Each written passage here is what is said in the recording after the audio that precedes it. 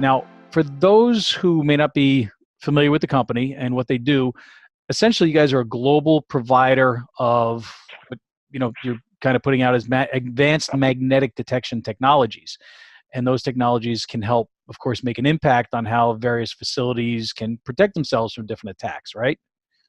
Correct. Yeah, that's right. Now, as an IT consultant, I was looking at the website before the interview today, and the physical data security piece that Metrasens has really intrigued me, and that's that ProScreen 500 product. And I guess this is something that you guys have developed that actually detects something like recording devices and also weapons. Could you kind of I just caught my eye. I wanted to ask you about that before we kind of dive into some of this other stuff.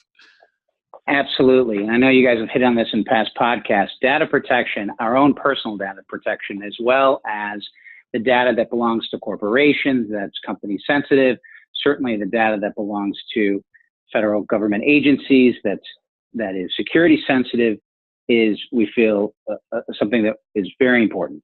And it's a market where we feel customers just don't have the tools that they need. Our goal is to prevent the Edward Snowdens of the world from walking into a classified area with a thumb drive at work and walking out with over 1 million classified documents, right?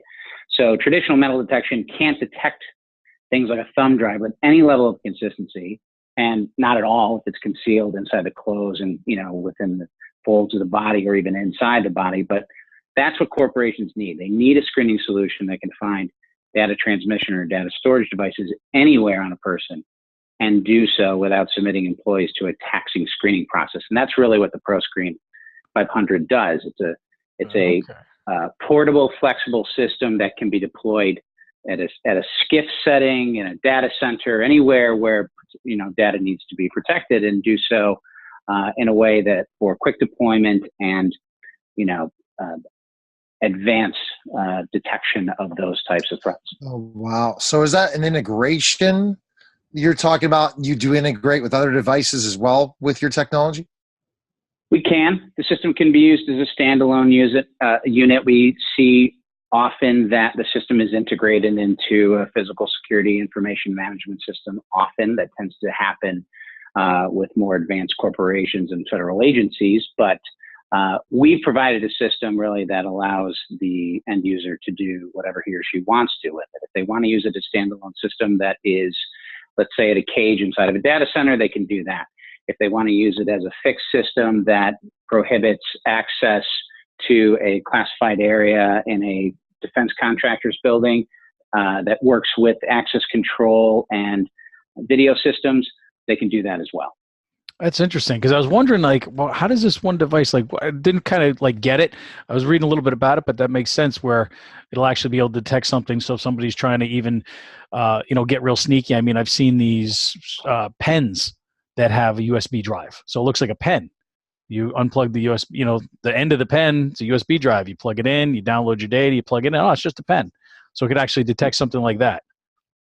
There's all sorts of devices that we see out there. We see cell phones that are the size of your pinky finger that you can buy on Amazon for $40. We see thumb drives that are disguised to look like any number of innocuous items, phones that look like calculators, and all sorts of things. And the crazy thing, really, Pete, is that you could buy these things online at a legitimate, shopping portal like Amazon or eBay, or any number of places. Exactly. They're readily available, built to be covert, and this is something that that's crazy. That federal agencies have to deal with every day, and not just those things. By the way, wearable technology like Fitbits and Apple Watches are something that are things that can be used for data storage, data transmission, or both.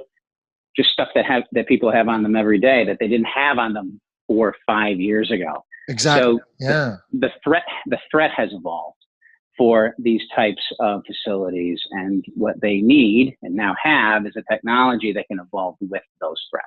See, when you're this is very interesting. Can you give us an example of an end user using your system in a way to prevent something like this happening? So we have a number of intelligence agencies in Washington and beyond who use our equipment to do just what you're describing, to prevent really just what you're describing. And they are using them in conjunction with things like access control to prevent data storage and transmission devices from going into whether it's a room or the wing of a building or even an entire building where there's classified information housed, right? So one in particular uses the system in conjunction with two things, their video system and video analytics system that goes with, and their the mag locks on their doors. So our system essentially detects any kind of moving ferrous, i.e. magnetic material that's moving within the detection zone of the unit, right? So you put it by the door, you walk by this thing, and if you can't clear this, in other words, if it says, hey, there's something here that is ferrous material that you shouldn't have, it sends a trigger to the video system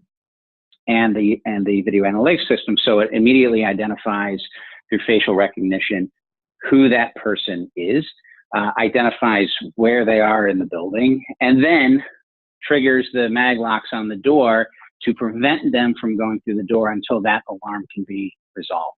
Very cool. All while being unmanned, right? So this isn't being done right at the point of screening. It's being monitored and controlled in a different room, in a different building, can be even in a different state, the way that the physical systems are set up. So essentially the way that it works is it reads the for people that aren't real maybe understanding of how the technology works, this detector can detect the actual metallic signature of any metallic device that person's carrying, whether it's a firearm or a knife or a USB drive, correct? Exactly. Very specifically, what we're detecting is its magnetic signature.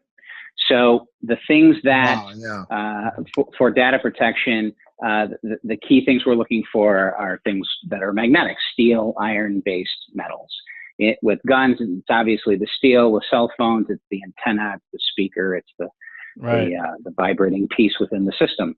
And when you have a system like ours that basically evaluates the Earth's magnetic field, which is naturally occurring, it's all around us, it penetrates everything, and you have something that has its own magnetic signature, like let's say a .22, and it moves through the detection zone of our system, essentially what's happening is our system is detecting the disturbance that movement creates in the Earth's magnetic field. The easiest way I know how to say it is that it's very similar to a duck swimming across a still pond, okay? The faster that duck moves, or the bigger the duck is, the bigger the wake it creates. And our system, which is a passive system, it's not generating any waves or emitting any kind of interference, so it's intrinsically safe. Our system detects that wake that duck is creating. And because it can do that, it detects moving metals, so it doesn't have to be a stationary system, and it can detect those types of metals and thus those types of threats, not just under the clothes of people, even inside their bodies, through walls. Wow. It's just a very different technology.